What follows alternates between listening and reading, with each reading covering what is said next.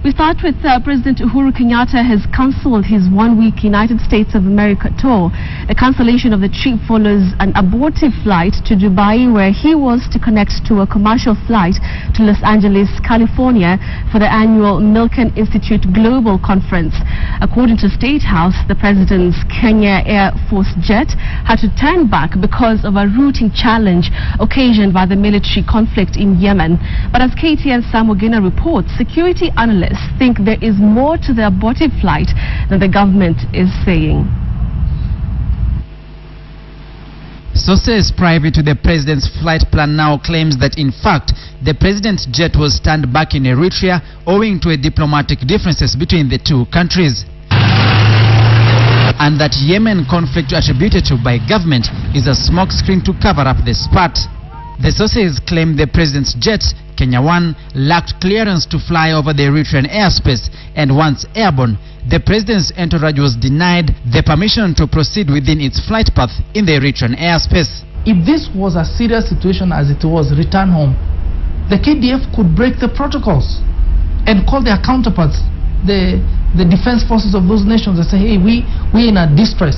They have military bases out there that could receive the head of state. The Kenya Air Force presidential jet is under the purview of the Air Force wing of the military. Given the security sensitivity of carrying the president, everything is done in a clandestine manner, including the name of the aircraft, the occupants of the aircraft, and its flight path. The president was to connect to a commercial flight in Dubai for the rest of his trip to the United States. Didn't our friendship extend to the point of, please, we need to land here? Then if our friends there could not help us land our president and avoid this embarrassment, then those are not our friends. In fact, diplomatic questions should be asked. Why didn't you provide clearance for our president? But taking the government narrative as the true account of the president's travel hitch, then who cleared the president to fly over Yemen, right over a country in the throes of a full-blown military conflict? Since even commercial airlines are rerouting their flights, did someone put the president's security at risk? Ignorance is never a defense.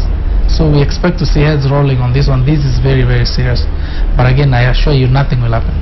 Consequently, President Uhuru Kenyatta finds himself in an awkward position of having to return to base, cancelling his week-long trip to the United States, where he was to attend the annual Milken Institute Global Conference that brings together world leaders to deliberate on the world's toughest challenges. Samogina, KTN.